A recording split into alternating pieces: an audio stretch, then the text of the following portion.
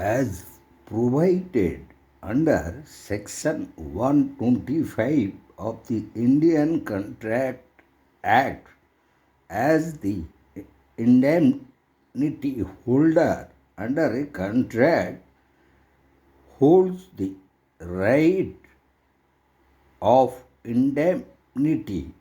So the promisee in a contract of indemnity acting within the scope of his authority is entitled to recover from the promisor all damages which he may compel to pay in any suit in respect of any matter to which the promise to indemnify applies.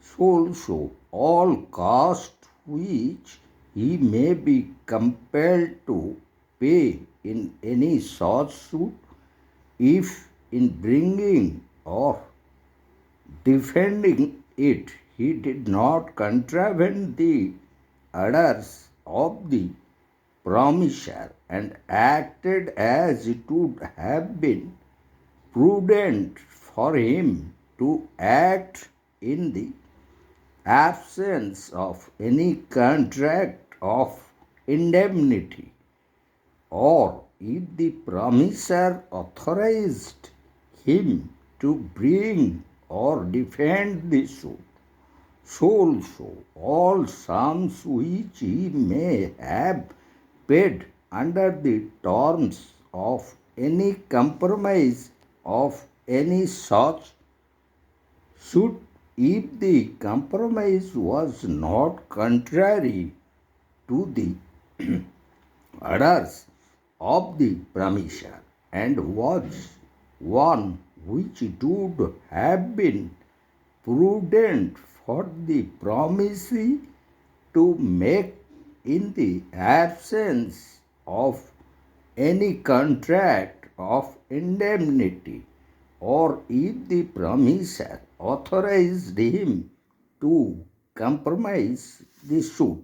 So, regarding in that connection, we will discuss the first most important leading case, that is Dugdale versus Lovering in 1875.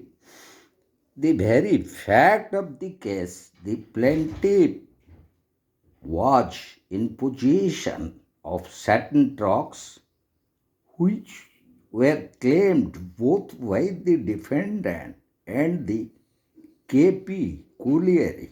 The defendant demanded delivery of the trucks, as the plaintiff was aware that the ownership of the trucks was claimed by both. So the plaintiff asked for an indemnity bond from the defendant. A reply was received by the plaintiff which only demanded delivery and did not mention any indemnity bond, after which the plaintiff delivered the trucks to the defendant. Suit for indemnity was filed by the plaintiff against the defendant and K.P. Colliery, and it was held that there is no express contract of indemnity. There is an implied contract of indemnity.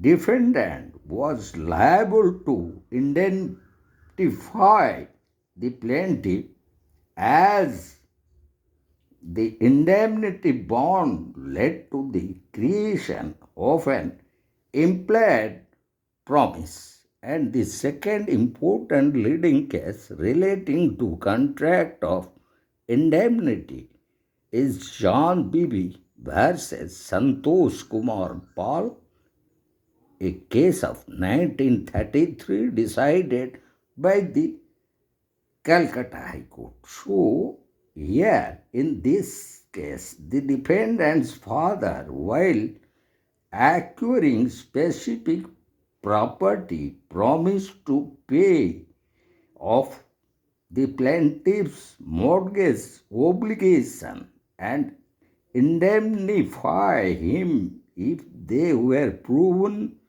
accountable for the debt.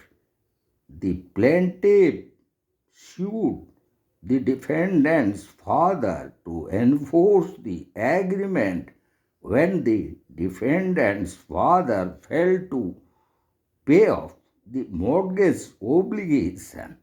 So the court took into consideration that the plaintiff has not yet suffered any loss for which he should be compensated. This suit was premature so far as the cause of action on indemnity was concerned. And the third important leading case is Shyam Sundar Lal versus Sagun Chand, 1967, and decided by the Allahabad High Court, where it was held that the indemnified has no claim till the loss happens. And our fourth important leading case is Osman Jamal and Sons Limited versus Gopal Purushottam, and it was decided by the Calcutta High Court.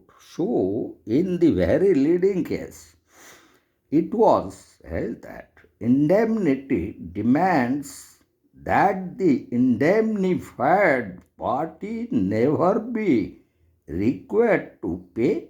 As a result, it remains unclear when the indemnifier's obligation under the contract of indemnity begins. And the most important leading case in connection to contract of indemnity is Gajanan Mureshwar versus Mureshwar Madan in 1942. The Bombay High Court observed that the contract of indemnity held very little value if the indemnity holder could not enforce his indemnity until he actually paid the loss.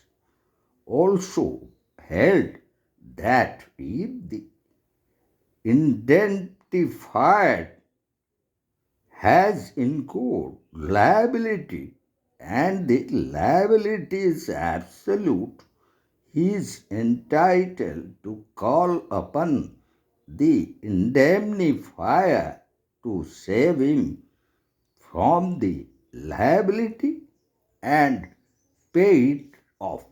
So, this is all relating to these important leading cases in relation to contract of indemnity. And besides that, there are certain other important leading cases such as Lala Shanti Swarup versus Munshi Singh, 1967, decided by Supreme Court. Also State Bank of India versus Mula Sakri Karkhana Limited, 2006, decided by the Supreme Court. Also Deepak Bhandari versus HP State Industrial Development Corporation Limited, 2014, and this also decided by the Supreme Court. So all these leading cases, the case of 1967, also the case of 2006 and 2014, were decided by the Supreme Court in relation to contract of indemnity and in our next upcoming video will discuss the very contract of guarantee as provided under section 126 of the Indian Contract